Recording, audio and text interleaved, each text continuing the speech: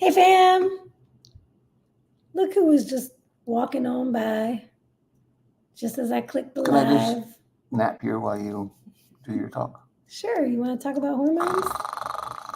Let's talk about the menstrual cycle. I'm man PMSing right now. He has his mancies right now, y'all. Having a low day. I said, I think maybe he's cycle syncing with me, and that's why he's in a mood today. What up, ladies? Welcome back to another Monday Masterclass. Cannot believe it's been another week already. Hello, I'm Coach Nat, the Keto Bikini Pro. And tonight we are talking about a topic that I get asked about so often.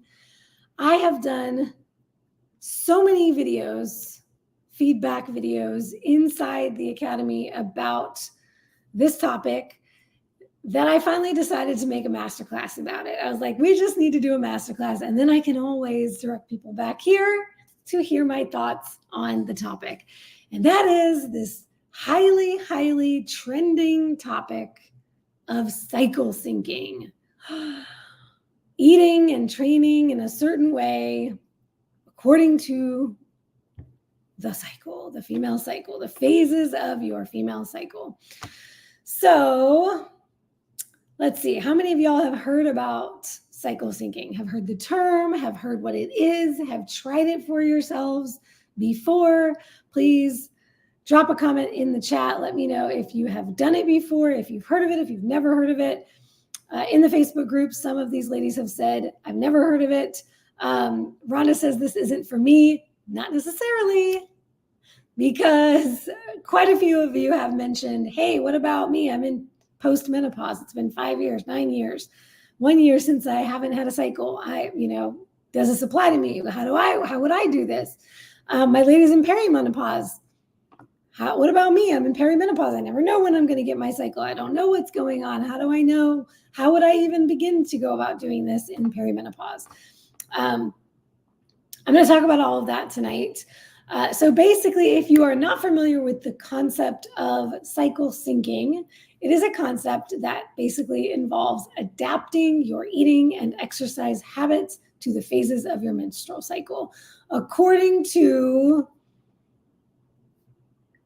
this concept that you are meant to be stronger and more capable of higher intensity outputs and performance at certain times of your cycle. And at other times of your cycle, you need to reel back the intensity, chill out, do some yoga and some Pilates, and just relax, right? Now, my ladies in peri and postmenopause, you may have heard a similar concept as it applies to peri and postmenopause. Oh, your body is going through this change and you need to chill out. Now is not the time to be pushing hard. Instead of doing all of this hard training, you need to do yoga and calm down and chill out for the rest of your life, right? I've heard that a lot of the time said with women in post and perimenopause as well. So I think a lot of this is going to apply to you no matter where you are in your life cycle or life stage as it relates to your menstrual cycle. So first, I'll talk a little bit about what the general protocol or recommendations are that you may hear out there, this advice that's out there about cycle syncing and how it works. I'll talk about that. There are ways that you are being told by some that you need to, specifically how you need to change your diet, and others specifically how you would train according to your cycle. So we'll talk about diet and we'll talk about exercise and the recommendations you tend to get on both ends. And then I'll talk about the flaws with this concept. And then I'll give you my thoughts. And then, of course, I will wrap up with my recommendations. So let's dive in. First, I had some awesome comments in the group. Side note, Waterloo cherry limeade tonight. Really tasty. Okay. So comments from the group. Liz Campbell shared, cycle syncing has been a game changer for my workouts over the last year. The recovery, sleep, and energy have all improved. I have only recently been playing with fat macros during my cycle, so I can't fully weigh in on that yet. So she has tried it for her training, and the training changes that she made, not sure exactly what she did, but I assume she did some of the things I'm going to tell you are what are generally recommended. Seems to be working well for her. Erin mentioned, I definitely noticed the changes in my body with everything, depending on my cycle, like food. I track everything related to that too. It's amazing what you realize is normal for yourself. Siv shared, not so much for eating since I learned about it after starting keto, but I've been very aware of my cycles lately and I use it to my advantage in terms of work and getting things done or more grace when I'm not able to. And that brings up another topic where they talk about work too, because they're talking about pretty much outputs in anything in your life. When they're saying this is a time when you can push harder, they're also talking about this is a time you can focus better, you can get more done. It's like the get-ish done, the GSD part of your cycle is kind of what that is considered.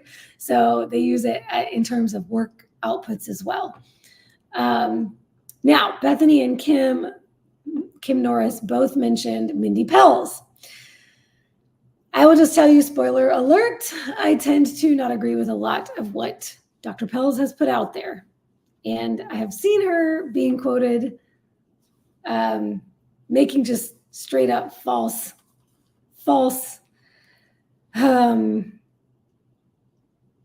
just falsities, things that are not scientifically accurate.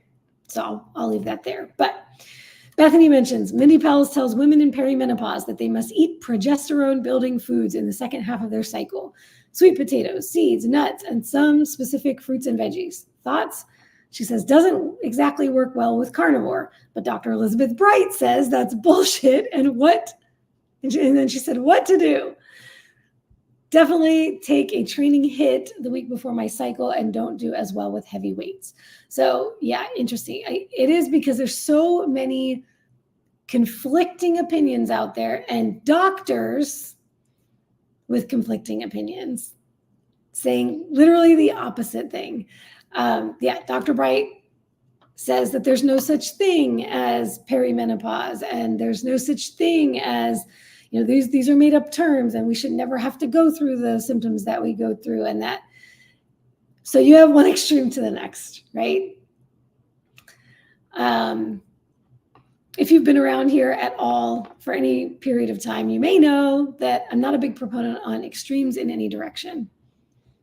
Oddly enough, I say that sitting here in front of you as a carnivore, ketovore lady. I eat mostly just meat. That to me is not extreme. And I don't take it to the extremes in terms of the way that I think about it and the way that I implement it and the way that I interact in my life. So if you have not been around here for very long, something I say a lot of the time is that restriction is in the mind. What we consider extreme is in the mind. But what I would say is extreme is when we have these black and white, this is what's right, this is what's wrong. Nothing outside of this is correct, nothing outside of this. It's like it has to be this way. I think we would all do ourselves a massive service if we could eliminate this concept of black and white, yes or no, right or wrong, when it comes to the decisions we're making in our lives. It's not that simple. There is nuance and context to everything. And so when we're hearing things from these so-called authorities, it can be very tempting to say, this person's a doctor, then they must know. And we just ascribe this authority to them. We just assign this value to the words that they're saying. We need to take it for ourselves and we need to say, does this make sense for me? What can I take from this? It's not, I'm taking this person's word at heart and I need to do everything they say because they are the authority. And we'll get into that a lot more tonight. So, and to that point, love what Kim had to share here. She says, I follow Dr. Mindy Pels. I followed Dr. Mindy Peld and cycle syncing for a couple years while in perimenopause. The caveat with the cycle syncing style is that we are all individuals and our carb thresholds are all different and can change just when you think you're getting in a good groove with things going along smoothly.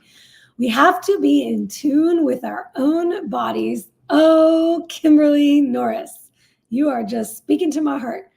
We have to be in tune with our own bodies and what our individual cycle symptoms look and feel like because the cycle is so sporadic. Our individual metabolic health makes a difference as well. I'm officially in menopause now, yay me. However, the hormone fluctuating doesn't just stop because your cycle is gone. I still have amazing training days, and somewhere I feel like I can only do body weight. I push hard on the strong days and do my best while avoiding injury on the few weak days. The best thing I've done for myself in the last 6 months is increase protein, pay attention to Coach Nat's masterclasses, and learn as much as I can about hormones. I have had amazing results for me with belly fat loss, overall fat loss, and I can see muscles now. Hell yeah, that's what I'm talking about. She just kind of summed up. There we go, masterclass done. Summed up what I have to say here. But on the heels of that statement, I want to share what Cindy had to share, which was, she says, I have been researching endlessly to find a solution to belly fat, body fat in general, hot flashes, insomnia. I think stress is my number one issue, followed by perimenopause. I've been trying seed cycling, but really haven't seen any improvement. I'm anxious to learn more from this class. Okay, a couple things she mentioned. All of these things she talked about, the belly fat, body fat, and the other symptoms, are the kinds of things that Kimberly shared were improving for her. Okay, and then secondly, she mentioned seed cycling, which is a little different from cycle syncing, but it can be related. It's another way of potentially nourishing certain hormones at certain times of your cycle. So it could fit in that nutritional piece. Some of the advice you might be given in the nutrition side of cycle syncing would be to do this seed cycling protocol. Personally, I will say I have tried seed cycling myself, and I also did not see any differences. So hopefully I will remember to talk about that when I talk about the nutrition piece. Okay, so then Emmy mentioned my ovulation time kicks my ass. What do I do? Okay, so there's another piece of it is what to do around ovulation when you're experiencing symptoms.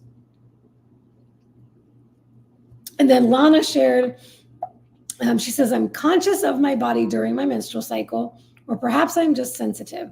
I use cycle syncing and I find it to be very effective. I modify my training. During ovulation, I schedule hard push PR sessions, and during menstruation, I schedule pullback intensity. This developed naturally, but as I tracked the biomarkers, I saw a pattern. Hint, hint, wink, wink, we're going to get back to this. A minor adjustment to diet and electrolyte intake before and during menstruation seems to help in my experience.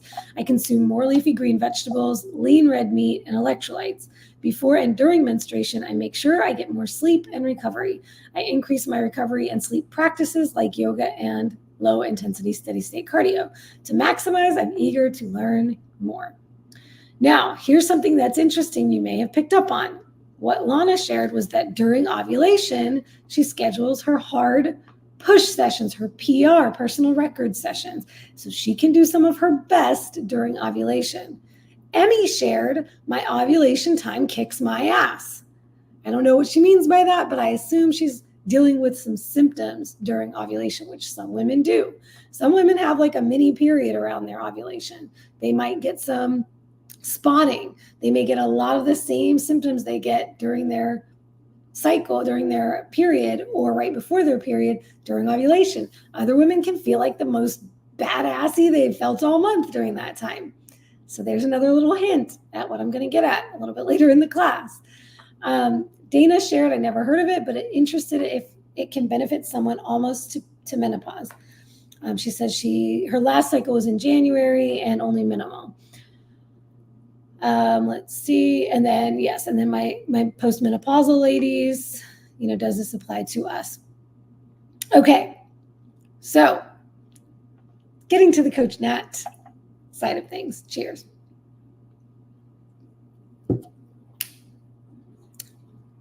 First and foremost, my mission, that is not clearing my throat. That's only making it worse. Let's drink a little regular water.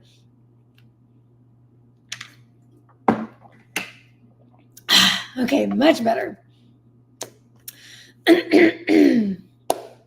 My mission is to make you the CEO of your body and your journey.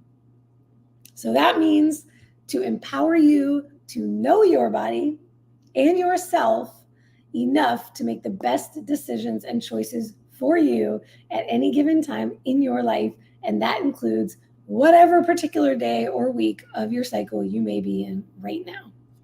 Now, empowerment is not just, we're going to get to this a little bit later, but the concept of intuition and instinct.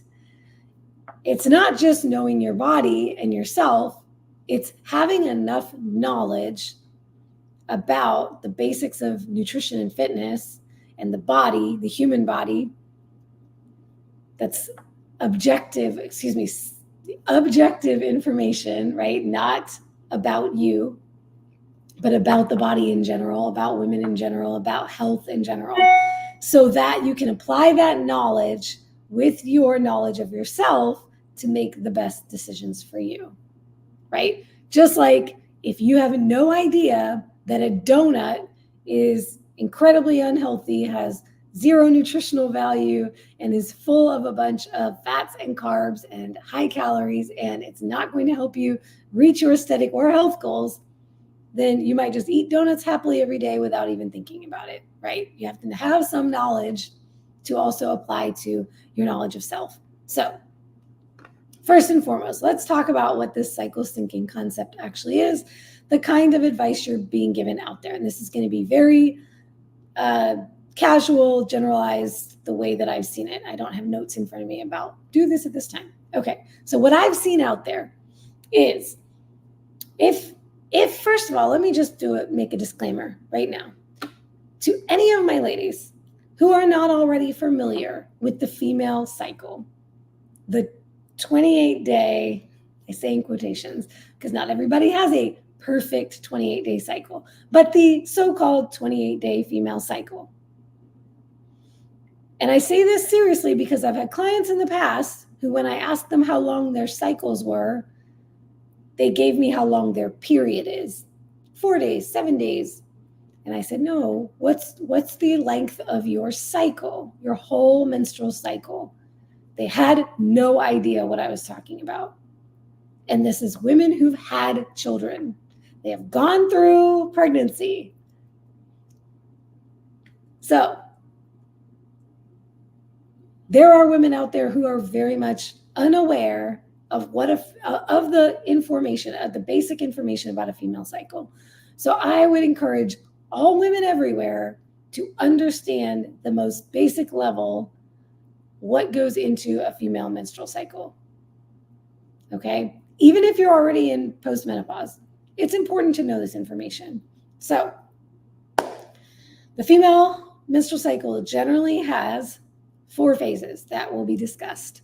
And these are the 4 phases that get talked about as it relates to the cycle syncing. So the first part of your cycle is your bleed, the menstrual, the menstrual phase is what it would be called. This is the time that you are bleeding.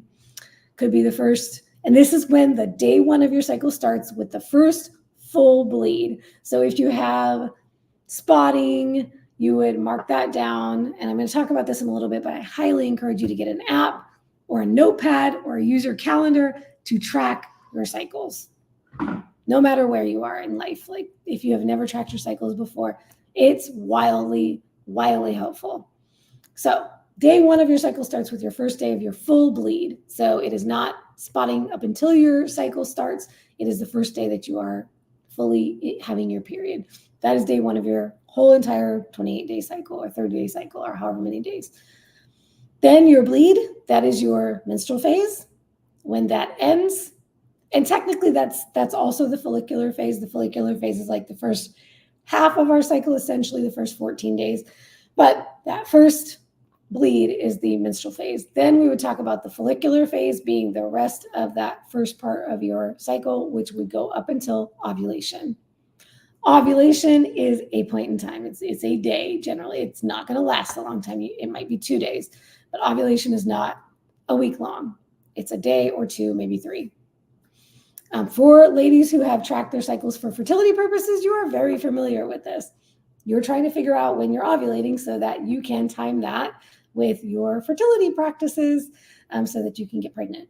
So menstrual phase, follicular phase up until ovulation, ovulatory phase or ovulation phase, which I struggle to even call a phase because it's so short. Anyway, then we go into our luteal phase, and this lasts until our next bleed. And that could be as many as 14 days, 10 to 14 days, pretty much, luteal phase. So if you had a perfect 28-day cycle, you might spend a week or close to a week in your menstrual phase, a week in your follicular phase, a couple of days in ovulation, and then 2 weeks in luteal.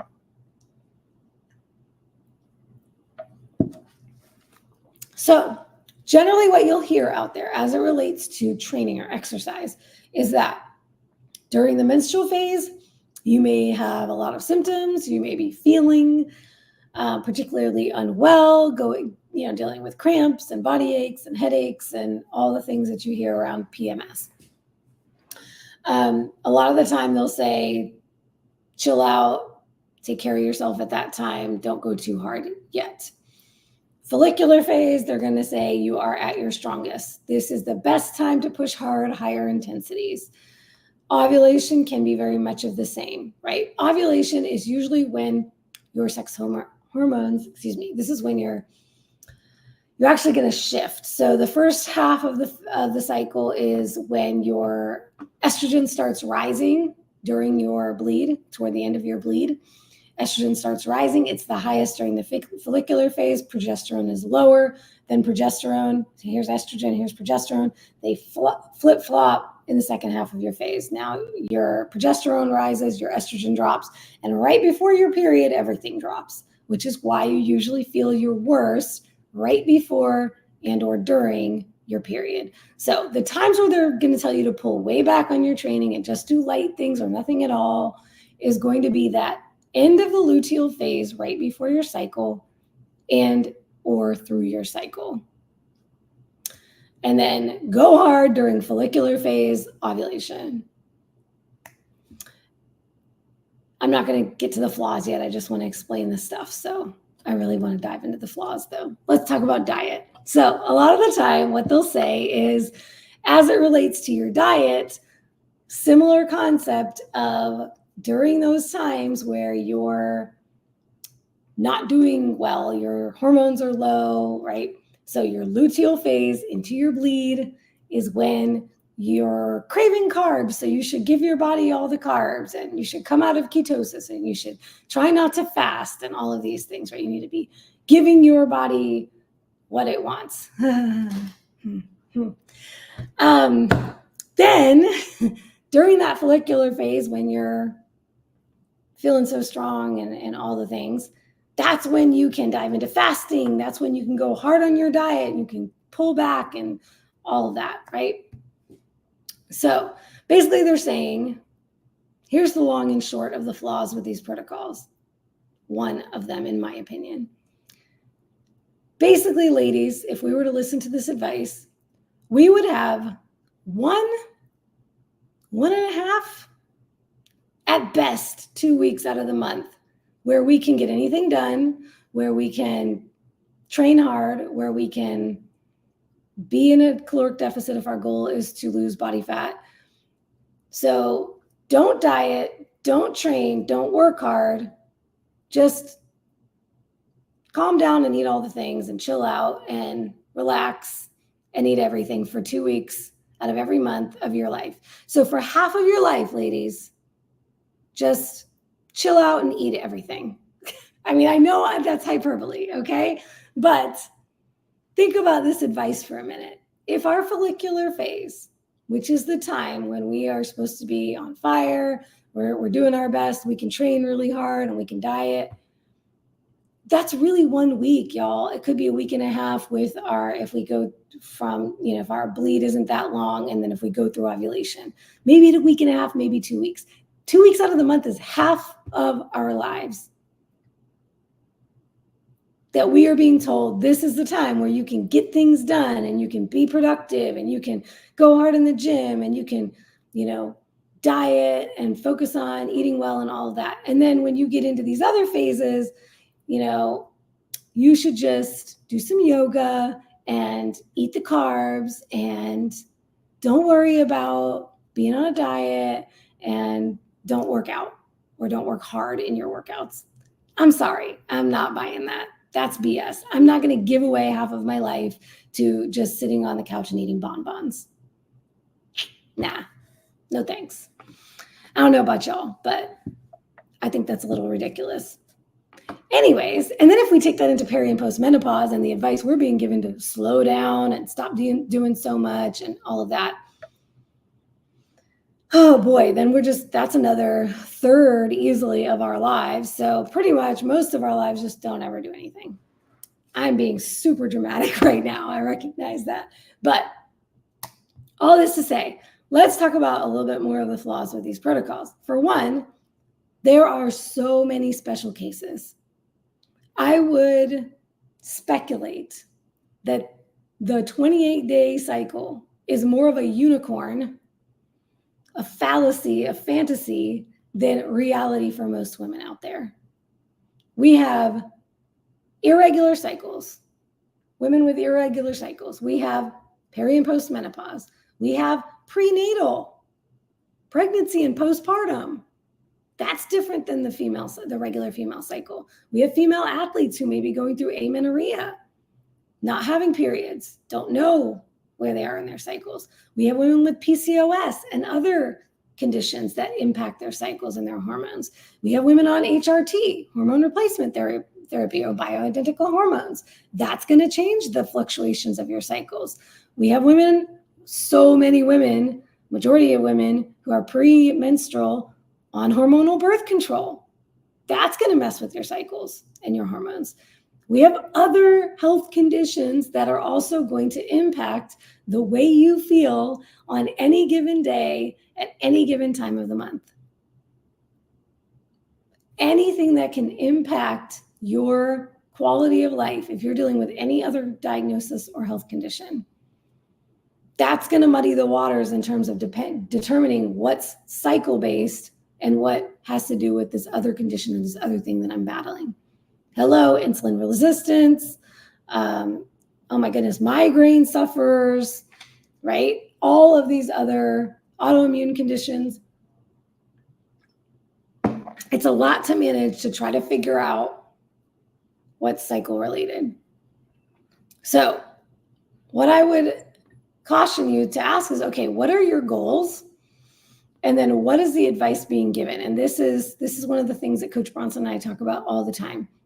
And this is actually what his new book, Body Confidence, is all about. And I will shout it from the rooftops because it is aligned with my mission to empower you.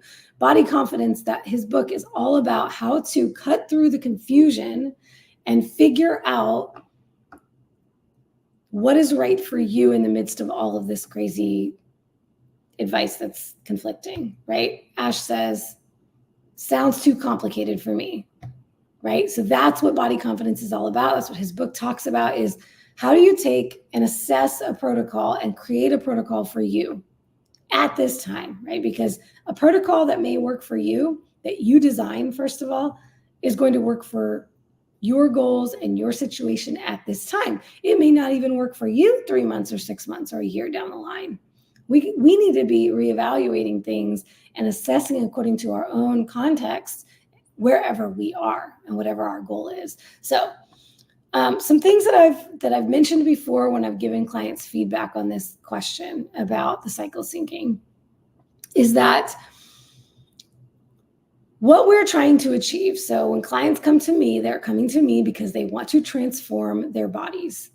They want to build muscle. They want to lose body fat. They want to hopefully change their habits and their lifestyle so that they can maintain their results for life. But what they are seeking to achieve is a difficult thing. They want to become fit. They want to look fit. They just don't want to be skin hanging on bones, and they don't want to be fat attached to their body, right? They want to take that fat and get rid of it and replace it with a nice, strong, lean muscle and look the part, okay? That is not a simple thing to do, and it is not an easy thing to do. That is something that takes work, it takes effort, it takes strategy, it takes focus. And I will tell you, to achieve body transformation, many times listening to our bodies backfires on our results or our outcomes. Consider this. When you are being told to listen to the cravings, and because your body's asking you for chocolate because chocolate has magnesium, and so your body wants that, and so you might as well just give it that. Or this is the time when our bodies want more carbs, so we should just eat more carbs. For a person who's insulin resistant, that is the worst advice you could be given. Now, when we are trying to make a change, meaning what we have instinctually been doing all this time is not working for us, if we continue to listen to the instincts when we say we want ice cream or pizza or chocolate or cake or whatever, just because we've always done it, if we don't challenge it and do something different, we are not going to elicit a change.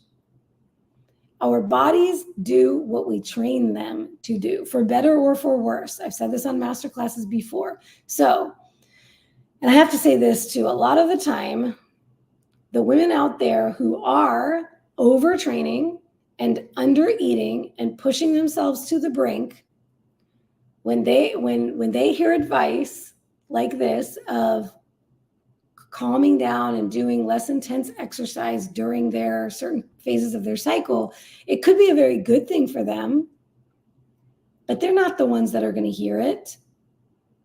For them, they may say, okay, instead of strength training and going for PRs, I'll just go on a 10-mile bike ride, and then I'll follow that with a swim, and they'll just add a bunch of cardio on top of it because they're addicted to activity, and they may not even hear what they need to hear, which is that they do need to prioritize recovery. And then my ladies who are couch potatoes, who have the hardest time just getting up and taking a walk or doing anything active and forget the gym, they keep avoiding the gym. When they are given that advice, what they hear is, oh, I shouldn't bother. Now's not the time to start a strength training program because, it's my luteal phase. So I'll just wait, right? And then what happens around the follicular phase when you're super strong, there's another excuse that comes up. So here's the thing. Our bodies will do what we train them to do. If we teach our bodies that we are sedentary beings, they're going to want to remain sedentary. An object in motion stays in motion. An object at rest stays at rest. When we teach our bodies to move, our bodies like to move, and then they crave more movement.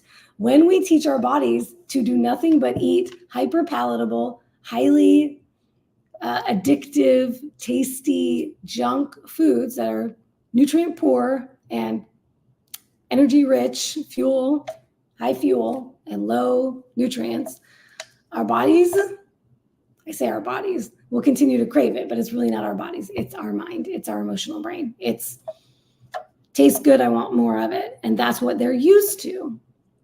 So to teach our bodies to do something different is to ask our bodies to get used to and want and crave something different. So we can't just listen to our cravings, especially when we have not already established a healthy lifestyle.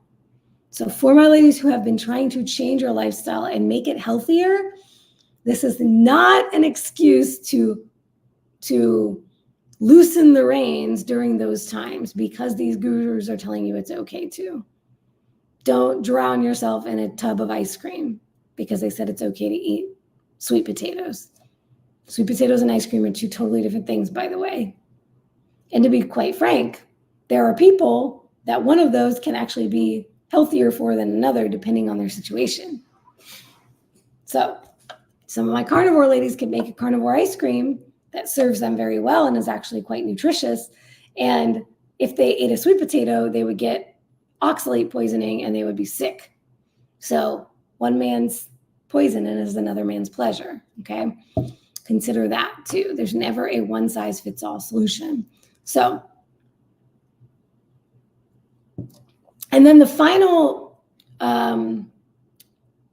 flaw with these protocols is that perception is not always reality. So while you may not feel strong or ready to go hard, you may be feeling your mood may be low, your energy may be low, you may not feel great when you're bleeding, right? And some ladies don't feel great the week before, and then during their bleed, they feel fine. So it's totally different based on the person. But you may not be feeling it, but you could still go to the gym. And there are studies that have shown that perception does not always correlate with what's actually possible physiologically. So you may be surprised to find that you could still perform even better and hit PRs at a time where you thought you weren't feeling good and you could just sit at home. So it doesn't always correlate. You could be missing out on some of your best lifts if you just listen to this advice blindly. All right, so let's get into my advice for you all.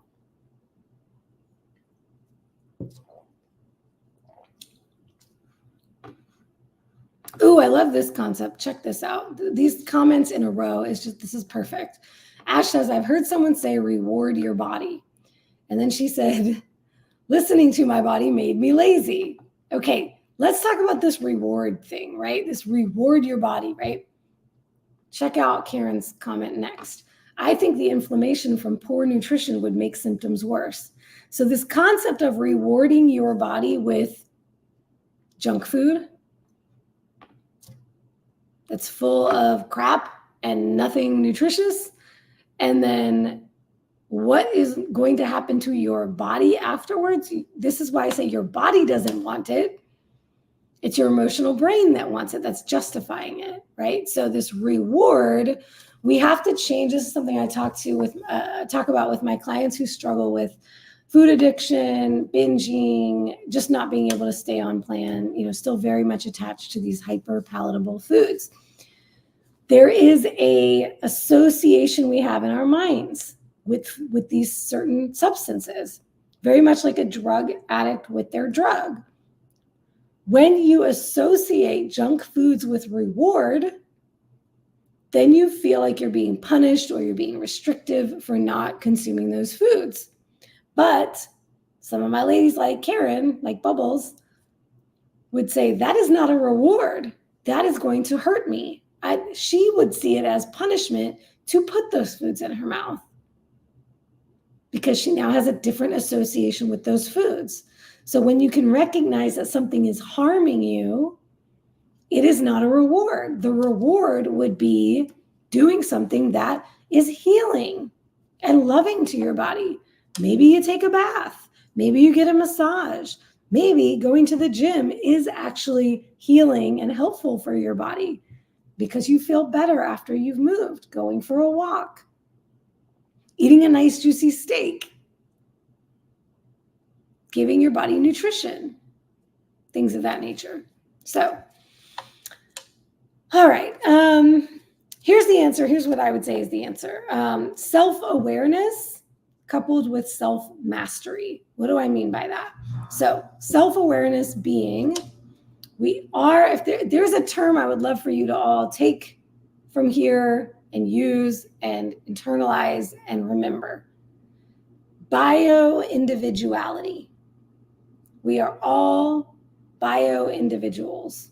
It means we all have this biofeedback, this biology,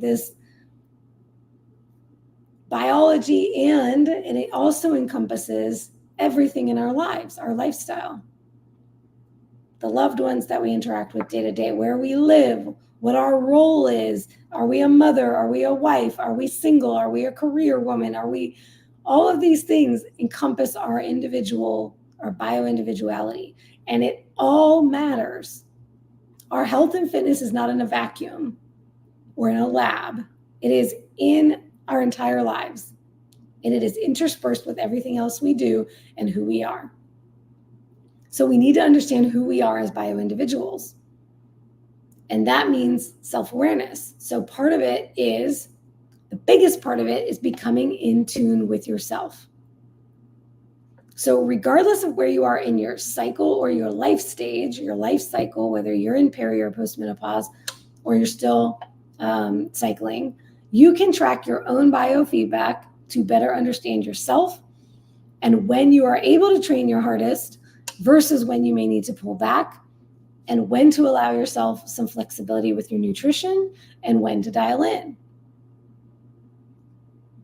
And then the self-mastery piece of that is to be able to identify when you are making excuses and justifications, when your emotional brain is running the show, and if you have learned and practiced and established self-mastery, you can reel that in with your human logic and intellect. The prefrontal cortex can take over and shut down that emotional brain, the limbic brain. So that comes from knowledge first. So I would keep a journal, and it can just be a simple notebook kind of a journal. Daily start making note of how you're feeling, your mood, your energy. These are the kinds of things we track inside the KB Academy. We ask our ladies to track their mood, their sleep, meaning consider quantity and quality, right? So yeah, how many hours, but what were the hours? How late did you go to bed? When did you wake up? How restful was your sleep? How did you feel when you woke up in the morning? These are the kinds of things to think about. Sleep. What's your stress level? What's your hunger and satiety signals telling you that day? Are there certain days you're hungrier and certain days you go all day without eating and not think about it? What are your best days in the gym? What are the things that you notice are impacting you? A lot of the time we find patterns as it relates to meal timing, meal quantity, macronutrient breakdown, higher and lower calorie days. All of these things can impact you. And let me also just back up real quick and say, I don't recommend fasting for women, period.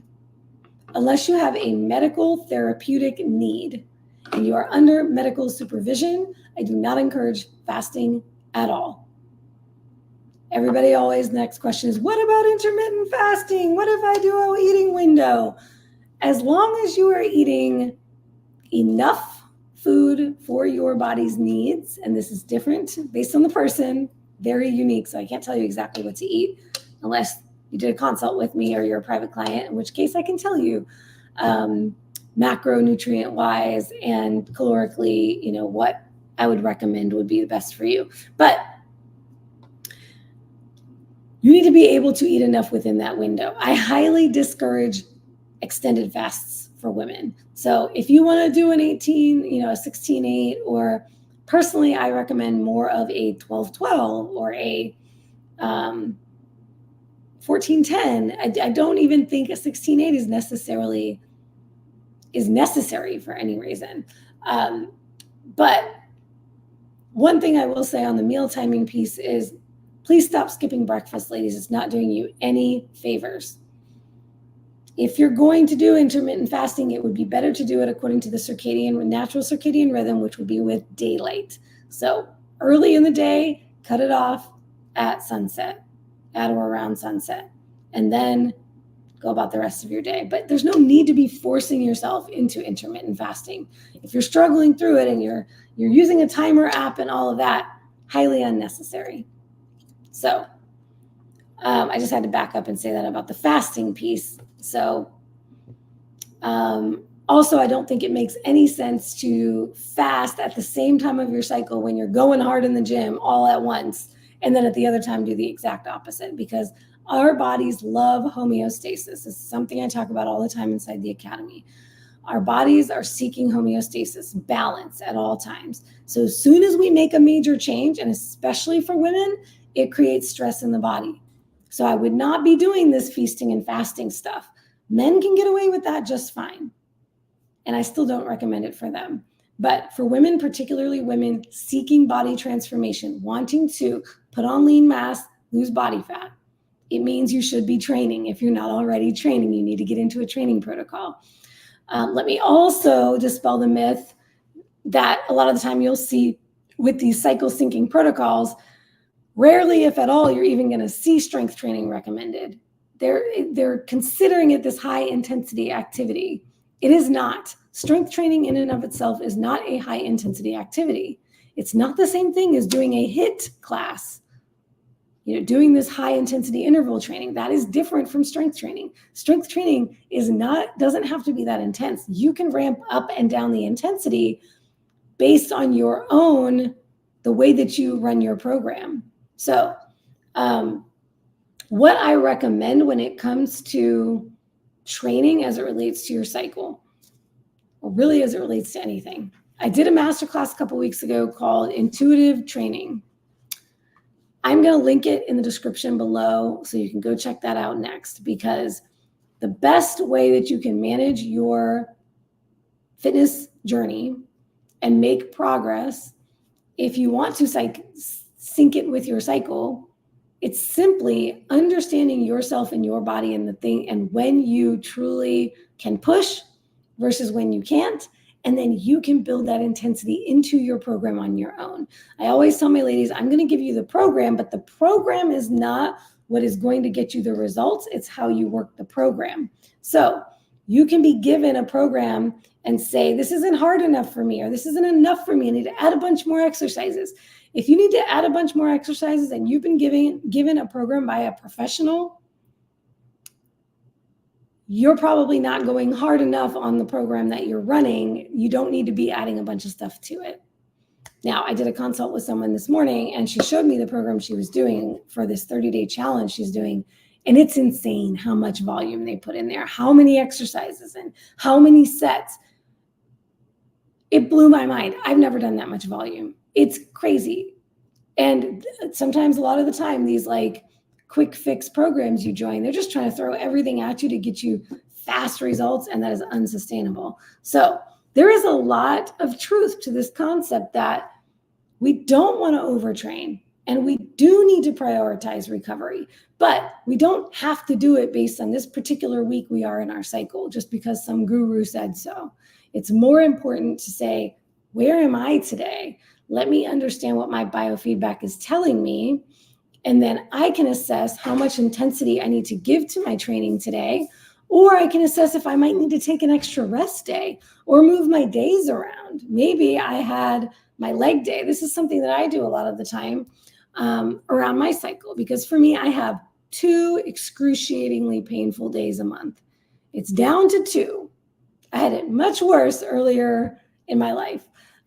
So since paleo and then keto and now carnivore, I have the best cycle I've ever had, but 2 days, 1.5 to 2 days is the worst in terms of pain, cramps, but also I get major, my whole body gets inflamed. So of all times, that would not be the time for me to loosen up on my diet and eat more carbs, because essentially if I put up more inflammatory substances into my body at that time, I'm only going to make it worse. So at that time is when I might allow myself more food if I'm hungrier. And for me, typically the hunger comes the days before my bleed. Then once my bleed hits, I'm so distracted by the pain, I'm not even hungry. So at that point, I need to be cognizant to make sure that I am nourishing myself and I'm not skipping meals and I'm not fasting, because I want to give myself nutrition. I need micronutrition to support my body and what it needs. And on the other days when I'm feeling extra hungry, I might allow myself a little bit more, but it's a little bit more nourishing, nutritious foods. And it's not so much more that now I'm binging, right? So that's the self-awareness and the self-mastery piece combined. So with the training, I might have, if I have a leg day scheduled, particularly if I have a glutes and hamstrings day scheduled, I get a lot of pain around my hips around that time.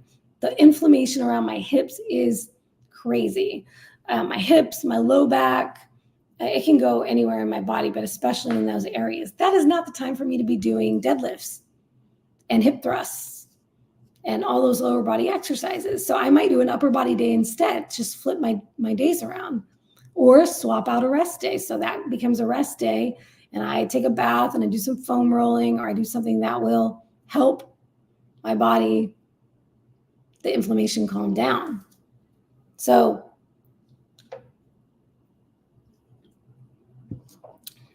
the piece that I mentioned about intuition versus instinct, I talked about this on the intuitive training masterclass, and I also did an intuitive eating masterclass, that intuition and instinct are different. Listening to our intuition doesn't mean, oh, this base instinct that I have to eat this sugary food because that's what I'm craving. Like, that's not what we're talking about when we say listen to your body.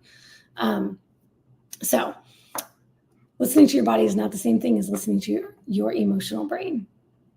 And the self-awareness and self-mastery piece is where you get into separating those two. What is my emotional brain trying to justify versus what I know to be good for me, and honoring myself and my body at this time. I will end with this. Around my cycle, there have been times where I have gained weight, and there have been times where I've lost weight. As a competitor, as a professional physique competitor who has cut almost annually for the last 8-9 years, been able to successfully cut 15, 20 pounds and then get back up to a healthy place and then cut it again and again, I can tell you that around the time, I've used this analogy before for my ladies, around the time of your cycle, you know why your body is, you may think your body wants you to eat all the things, or to eat the carbs, all of that, and it's craving? Because reproduction, okay? If we did not have a cycle, if we did not bleed, shed, we would have been preparing for pregnancy. So these signals we're getting, eat more and slow down, what happens when we expend less energy and slow down and stop moving and then eat more? We are now consuming more than we're burning. And what does that do? That puts body fat on our bodies. Why would our bodies want to put on body fat? To protect our reproductive organs and prepare us for pregnancy. Light bulb moment. So if we just listen to that advice, oh, eat more because your body wants more. Okay, put on body fat. All right, if you're okay with that, cool. But if your goal is the exact opposite of that, then most of the time, this is what I was getting at when I was saying body transformation is not simple or easy. It may be simple in terms of, there's certain things you need to do, and then if you do them consistently, then you will get the results you're looking for. But we make it difficult with the justifications and all of that. So this concept is, if you want to achieve fat loss and muscle gain, but particularly fat loss, you are asking your body to starve, essentially. That is what you're doing. You're putting it into an energy deficit. It's starving of energy, so it has to pull the energy from your fat stores to be used for fuel in the absence of exogenous energy that you're giving it through your food. So starving your body is difficult because it's not what the body wants to do. So when the body wants to eat all the things, it's because the body wants to keep the body fat on. If you think about it like that, and every single time I have allowed myself to do that, I have not made progress towards my fat loss goals when I was in a cut. And every single time I had the self-mastery and I know that this is what my body's going to crave at this time. I know it's because it wants to protect my body by keeping body fat on and putting more on. But I know I have a goal that's exactly the opposite of that. And my goal is to lose that body fat. And I have a timeline because I need to be on stage. When I don't listen to those things and I continue to follow my deficit at that time, guess what? Sometimes even throughout my bleed, I am losing body fat. Proven time and time again. I have the receipts. Okay. So, and the same thing with our training. I've had some amazing training days during my bleed when I was actually cramping and felt better afterwards. Other times when I had the intense hip inflammation and I skipped the training, that was better for me and I was able to do more the next day. So it really is about listening to yourself, what your body actually needs. You have to use the education, the information, the knowledge that you have, as well as your intuition, not just listening to the base instincts and the emotions. Okay, so it's been about almost an hour. So I might link to another couple videos that I was watching about this in which they gave very similar to advice to me. But our buddies over there at Mind Pump, we love the guys at Mind Pump. They are super aligned with the way that the things that we teach here. And then Meg Squats, for those of you who have not heard of her channel on YouTube would be a great resource to check out. She's just super real. She's a power lifter, strength athlete, amazing content. She's a mom. She's been through it. So she's got great content out there about pelvic floor and all kinds of stuff too. I just happened across one of her videos on this topic as well. She also called BS on this concept. So I'll probably link those down below as well, so you can dive into those if you'd like. I have a question here from Get Fit that's a little unrelated, but can you explain the benefit of the 1-to-1 ratio for macros? You want to tell me anything more about that 1-to-1 ratio? What do you mean when you say 1-to-1 ratio? Because different people who've used that term mean it in different ways. So yeah, if you're still with us, let me know a little bit more about what you're wanting to hear from me about 1-to-1 ratio. And what do you mean by 1-to-1 ratio? Do you mean 1 gram of fat for 1 gram of protein? Do you mean 1-to-1 protein to fat by calories, like a percentage of your calories? Not entirely sure. Which context you mean? I heard you say it from your new program. You mean the program that I'm following? The one that I'm testing out right now, which is not my program, but is Keto Savage, Robert Sykes' program? Or do you mean the one that I'm doing the Summer Shape Up Challenge in the Academy? Not sure. Keto Savage. Okay. So as of right now, I'm not doing 1-to-1 at all. I'm at the beginning of his protocol. So I'm doing 80% fat. I actually just finished the 1 week I was doing 80% fat. Now I'm moving into the phase 2 where you bring your fat down and you start bringing your protein up. So I'm not sure what statement I made about 1-to-1, but I know Coach Bronson's, the way Coach Bronson usually likes to start people when he's setting people's macros is 1 gram, 1-to-1 by grams, fat and protein matched, or protein to fuel matched, and to, I believe he does lean body mass. So you would take your lean body mass in pounds and then 1 gram of protein per pound of lean body mass, and then also 1 gram of fat per pound of lean body mass. So that's kind of where Bronson, he uses 1-to-1. That's how he uses it, and that's what he means by it. But I'll be sharing a lot more about the protocol that I'm actually doing. I was going to do the video today, but it was a nonstop day. So I think tomorrow I'm actually going to be doing the long form video, the first episode of this ketogenic bikini prep, ketogenic cut I'm doing this year, which will be 18 weeks once the whole thing is all said and done. I've got 17 weeks left. Yeah, I just started the first week last week. So tomorrow I'll be doing that video in depth about the backstory, why I'm choosing to try this protocol, how it's different from what I usually do. And then every single week I'm going to do an update video on how it's going, what we're doing next, the plan, I'm going to share all my data because I'm tracking a ton of data like a junkie, including my hormones. I'm tracking hormones, blood sugar, ketones, everything. So it'll be fun. More on that to come. Great question, though.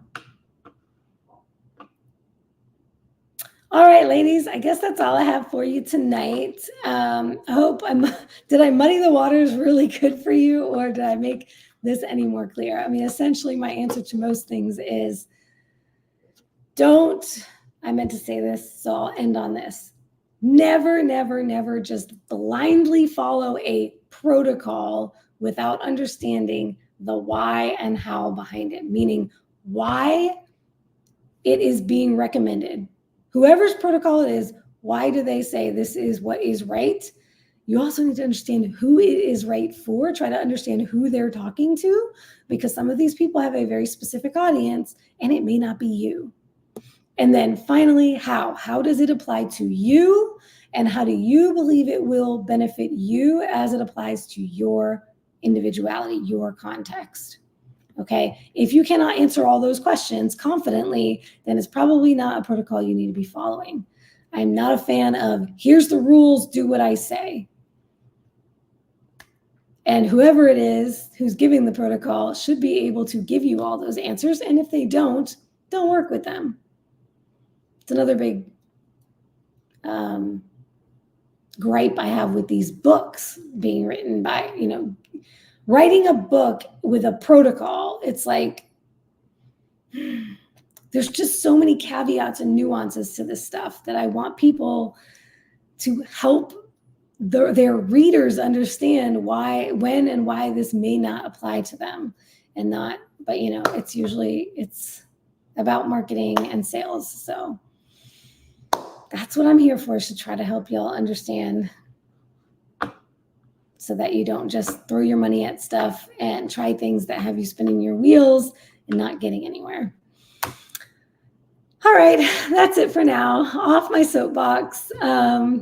Learn your cycle, learn your body, learn some basics about nutrition and fitness, and challenge the emotional brain. I love y'all. Have a wonderful rest of your week. I hope that you crush it this week. If you have any ideas or requests for topics for a future masterclass, drop a comment on the YouTube video or jump into the Facebook group if you're not already there. Keto Bikini Secrets, both on YouTube and Facebook.